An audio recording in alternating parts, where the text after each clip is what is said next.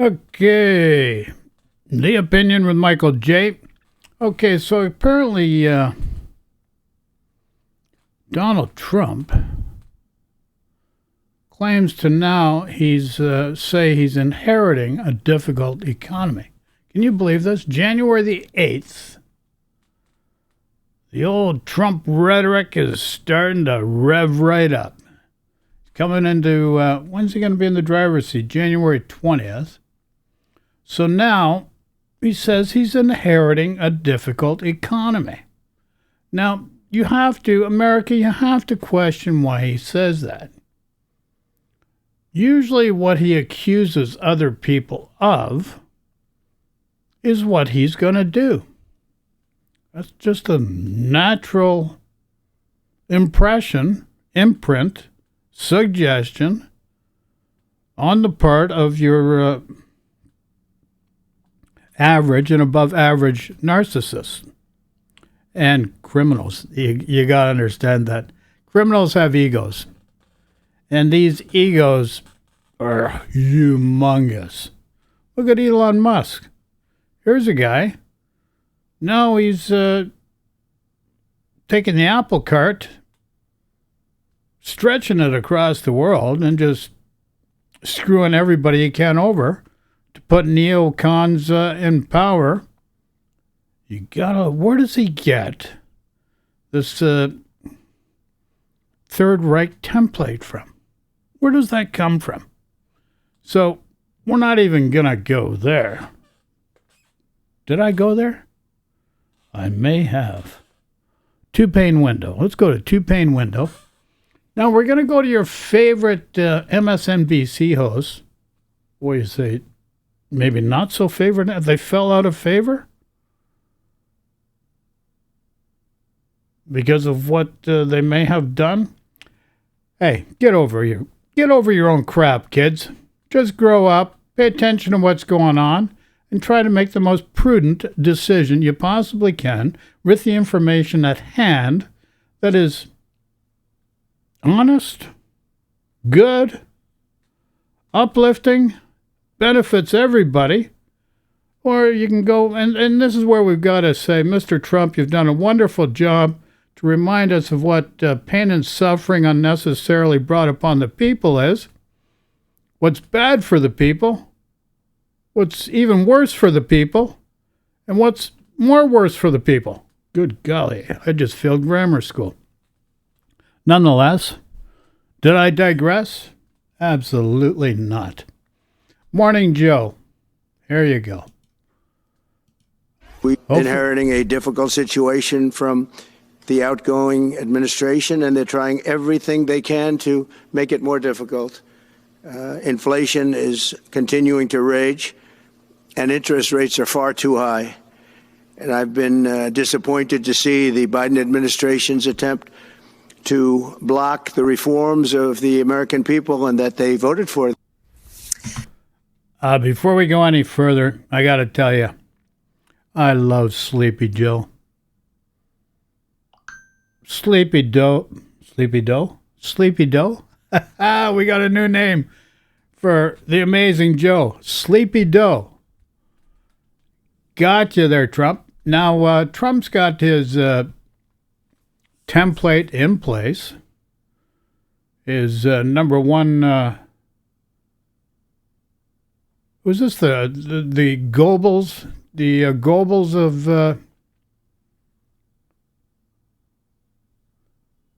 the United States? Elon Musk.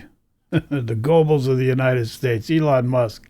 Now, you have to wonder why I'm going in that direction. I got to tell you, nobody's paying attention. The template's been there for a long time. You've seen it in Trump 1, and you see it in Trump 2. And then you get so caught up in the noise trying to figure out why is he trying to put this incompetent person into cabinet in an important position, because you haven't been paying attention. You get so caught up in the noise and playing the game, you don't see how you're being screwed over. Big time. I'm going to come back with the next video. I've got a proposal for the United States of America. Canada does have a counteroffer for you.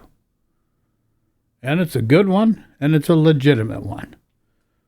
So anyway, now let's understand what's going on here. This guy Trump is claiming that he's going to be inheriting a bad economy. Now you got to question why he's stating that. He's stating that because he's going to screw over that economy so bad in the near future that you'll remember these words, and just like Trump won, blame the sleepy dough. Yikes, did I say that? But you love Sleepy Joe, the dough. Yes, I do. What is beyond my understanding is how the American population has decided en masse, albeit only about 22% of the population, which in the situation with Trump too, 22% of the population is considered a mandate to exploit the interests of 100% of the population. How can that be possible? Only with the friggin' orange head here. Actually, you got to admit, if you look right now, his hairstylist has done remarkable work, especially on the coloring. Absolutely phenomenal. And I reach out to you and I applaud you, Trump, for showing the people how not to act as a human being to other human beings. And I got to give you a lot of merit for that. God bless you, buddy. So let's get on with the video. President-elect Donald Trump yesterday continuing to suggest he's inheriting a poor economy when he takes office in 2 weeks. Steve Ratner has been looking into this. He says nothing could be further from the truth. And he Imagine that. Nothing's further from the truth from what Trump says. Yikes. You mean Trump's lied again? That's not possible. Okay, as I said, Trump has done one good thing. He's shown the people how corrupt he is. He's shown the people how corruption gets into government.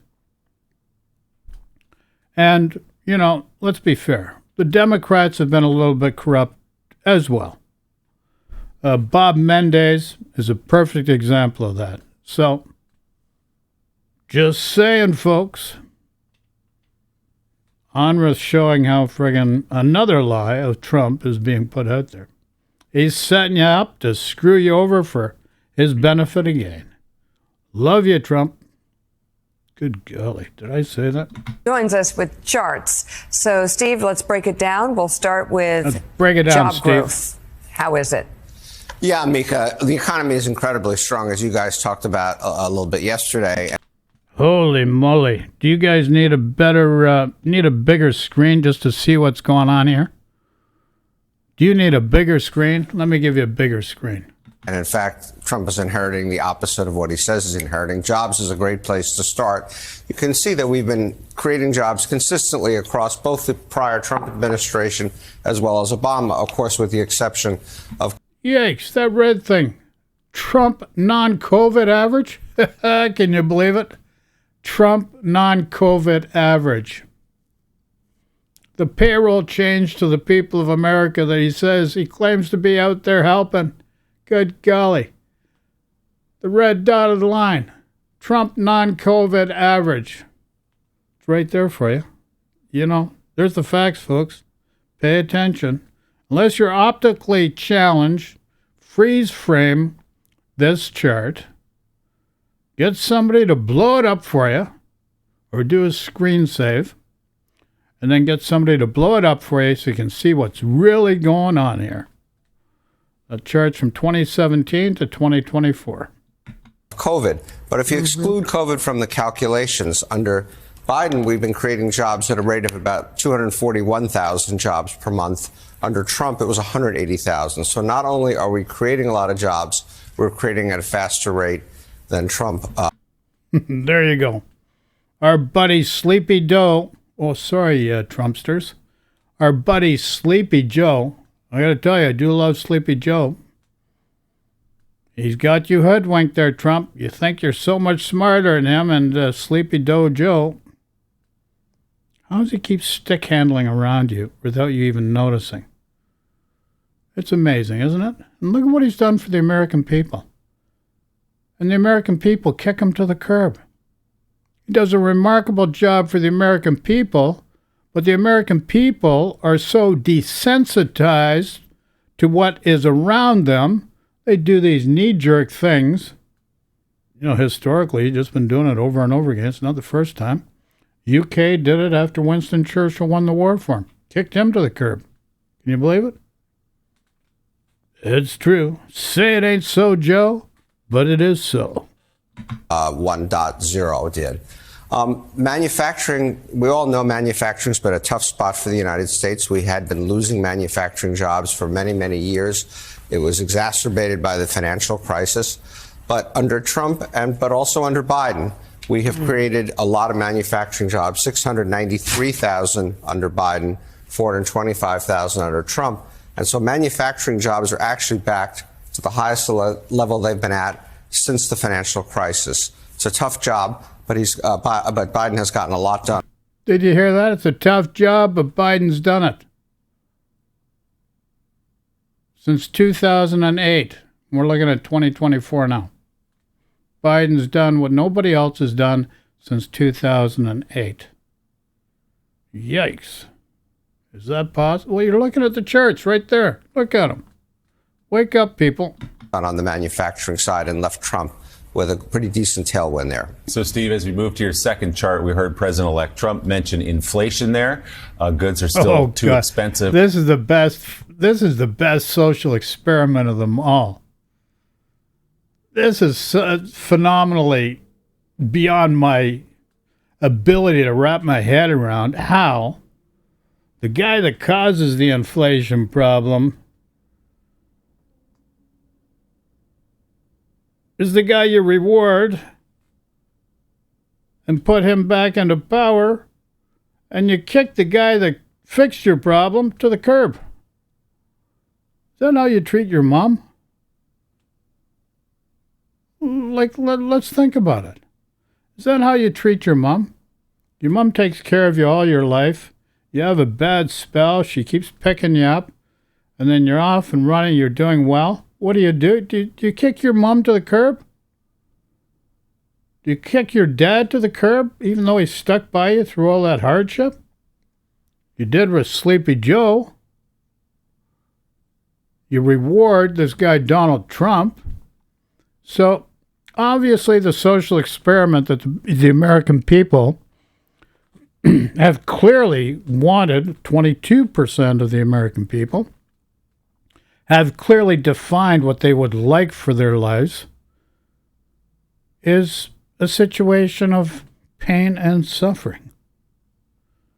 The American people have 22%, that's the majority this past election, 22% voted for Donald Trump, have decided they want pain and suffering to continue. They like Trump playing the villain, the victim, and the hero. They're overjoyed for Trump to play the villain, the victim, and the hero.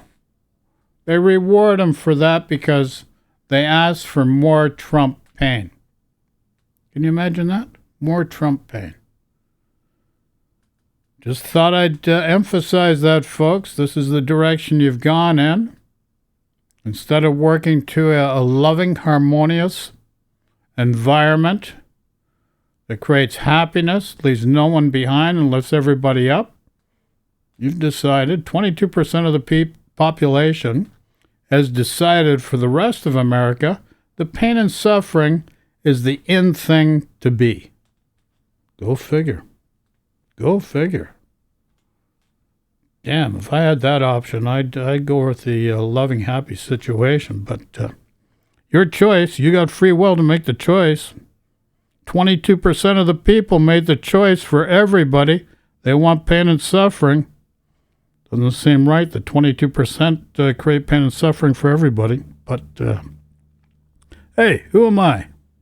Just saying. For many Americans, for most Americans, but it is important to look at that number in relationship to how wages have risen as well lately. What does that look like? Yeah, 2 points on that, Willie. First of all, he said inflation was raging. We have to recognize that inflation did rage. We had a really tough spot on inflation during COVID for a whole series of reasons. But can you imagine that COVID created a tough spot? Look at it. The facts are right there. Look. Look again. What maybe Americans don't fully appreciate is how far down it's come. It's come all the way back down to between 2.5% and 3%, depending upon what measure you use, just above the Federal Reserve's target. So the last guy that said the cost of my groceries, look at the friggin' chart and wake up, pal. Wait till we get to the drill baby stuff. This is even more mind-boggling. Target of 2%, not that far actually from where inflation was under Trump. And food prices, grocery prices, which are obviously one of the most important items to everyday Americans, which again did soar in fairness, are now running at about a 1.6%, 1.7% inflation rate. So very, very low inflation in food. So inflation is not raging. So as inflation has come down, that's obviously been good for workers because their pay has been going up, but inflation had been taking a lot of that away from them. It's now the opposite, in fact. So real wages adjusted for inflation, since COVID ended under Biden, have been growing 1.5% a year. That's, again, a pretty good tailwind.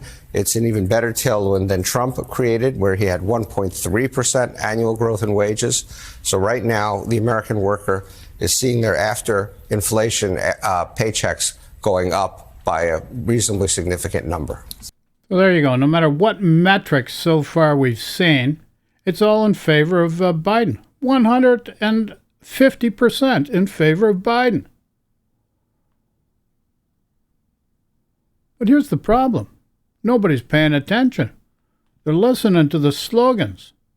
You got a guy that's just a salesman, criminal, been in the pocket of his associate, Vladimir Putin, since 1990s.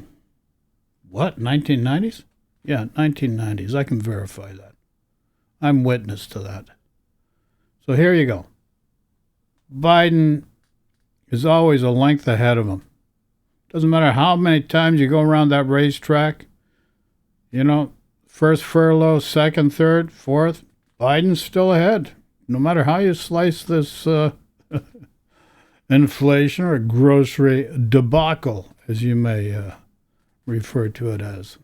So inflation may have been decisive in the election. Immigration also is very important as we move to your I forgot third about chart, immigration. Steve. What does the border look like today? Obviously, it was a problem. There was a crisis at the border during the Biden administration, but that has changed here in recent months. Yeah, again, Trump talks about the border being out of control. And don't forget, it's not just Trump. This is a Republican pressure point, pain point for many, many decades. The border. They get a deal, bipartisan deal that corrects many decades of neglect with the border, and they torpedo it at Trump's request so that he can use that as a position of paying for the American people while he's electioneering. Those are the facts, kids. Fairness, again, like inflation, we had a tough run at the border. But again, what I think most Americans probably don't appreciate, and certainly Trump does not seem to appreciate, is how far down they've come.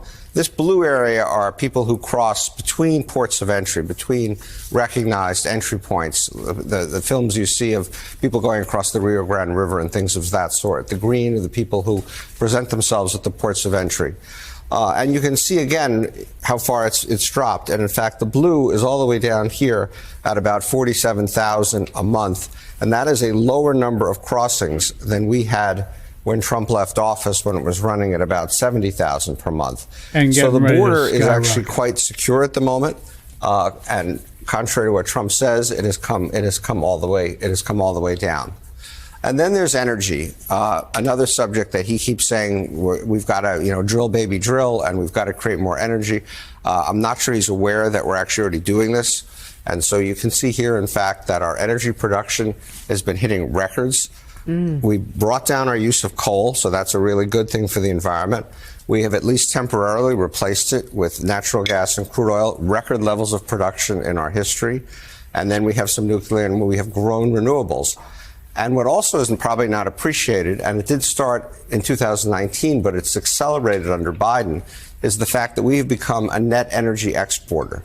We actually export more energy, mostly in the form of oil, than we import. And so the idea that we're not producing a massive amount of oil and gas and all kinds of energy is also simply a fiction. There you go. Morning Joe economic analyst Steve Ratner. Thank you very much for that clarity. We appreciate it. So there you go, folks.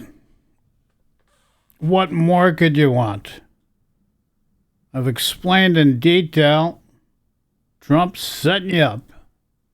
The guy is setting you up. You just seen the charts. Those are the best charts. This isn't the first time I've presented charts to explain what's really going on.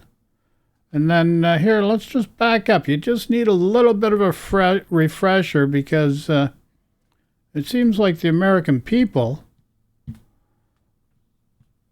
their ability to focus and attention is, good golly, it's got to be less than a minute based on what we've seen here. So let's go to Mr. Trump here again. Going administration, and they're trying everything they can to make it more difficult. Inflation is continuing to rage, and interest rates are far too high. And I've been disappointed to see the Biden administration's attempt to block the reforms of the American people and that they voted for. President. So there you go. Mr. Trump, the big, he should have a nose like Pinocchio. Where would it be now?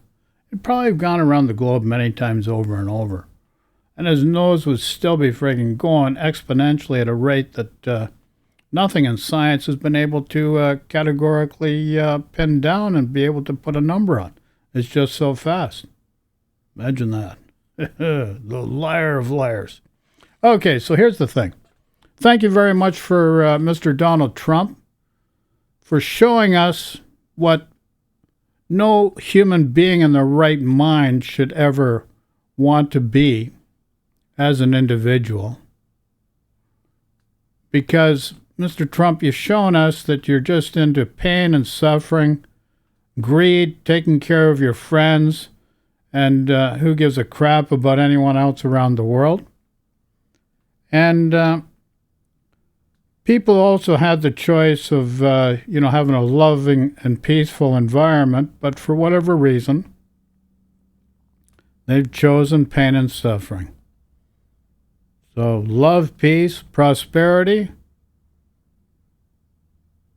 that option has apparently been put on hold because people have chosen, 22% of the population in America have chosen they don't want love, peace, and harmony and financial security and well-being.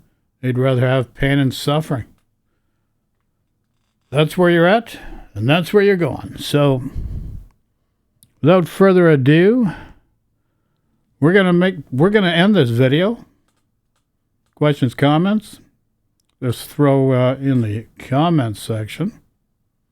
Remember, folks, you have the ability to use discernment. A lot of MAGA may not be able to spell the word, but you can use discernment. You have the ability to use thought and reason, and apply thought and reason in a measured response to create a loving, uplifting life. Or you can continue with the pain and suffering in the way of life for the past few hundred or few thousand years. Up to you, not up to me. So love and peace to everyone. Take care, and remember, when in doubt, do what these guys do.